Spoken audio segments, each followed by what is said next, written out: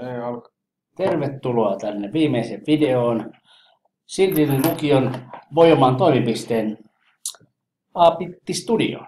Ja paikalla herrat Ilomäki Ja Joonas Hirvikko. ja Joonas kertoo meille asiantuntijan roolissa ja näyttää, miten hoidetaan A-Pitti-koe palautetaan oppilaalle.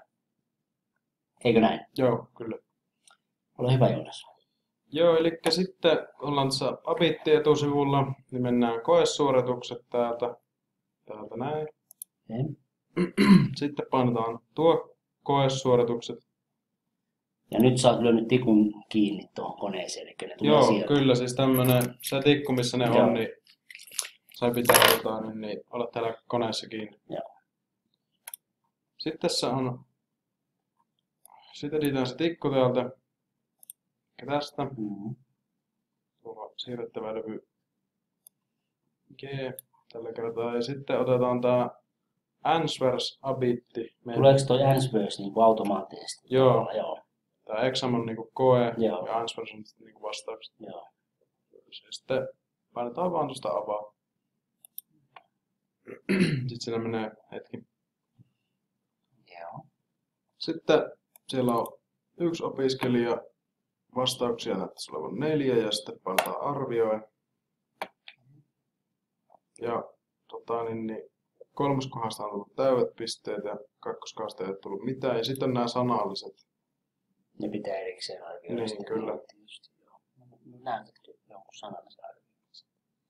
No tässä esimerkiksi tämä ykköskohta näkyy vastaus. 10.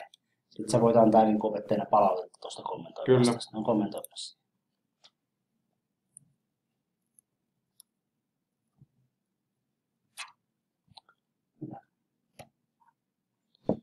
Ja se on nyt tallennettu, tuolla näkyy. Niin se tallentuu automaattisesti. Kyllä. Sitten ne pisteet annetaan tuohon. Näytäpäs vielä, mihin ne menit niin nopeasti. Eli tuohon laatikkoon lyödään se Joo. pistemäärä. Aivan. Mä en ihan varo, ei tuohon ei pysty. Joo. Eli tuohon ja sitten mennään seuraavaan, siinä on vastattu väärin. Okay. Sitten kolmas on vastattu oikein.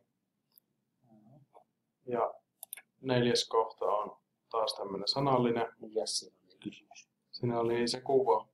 Että No papas siihen kommentoi vastausta.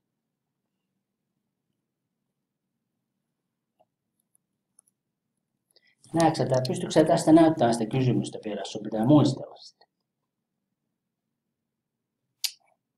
Eikö ehkä? en Joo. kyllä tohon. Okei, tuo pitää vaan huomioida siinä, että on se kysymys.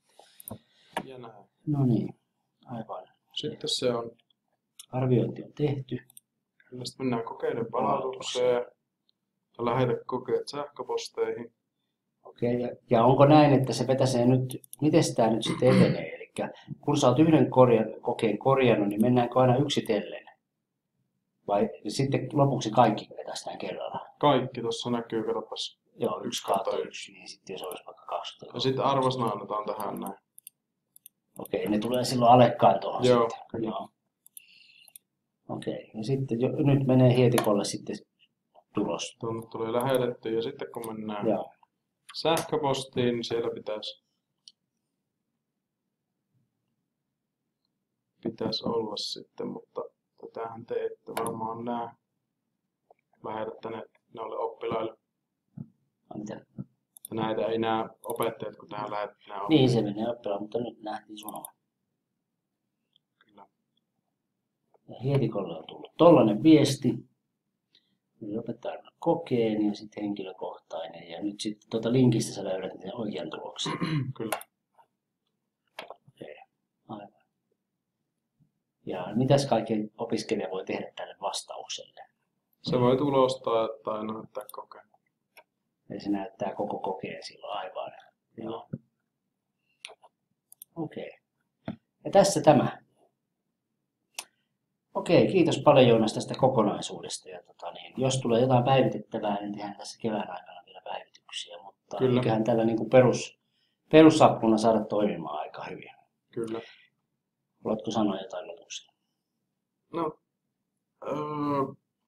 en varmaan. No niin, eli näkemisiin.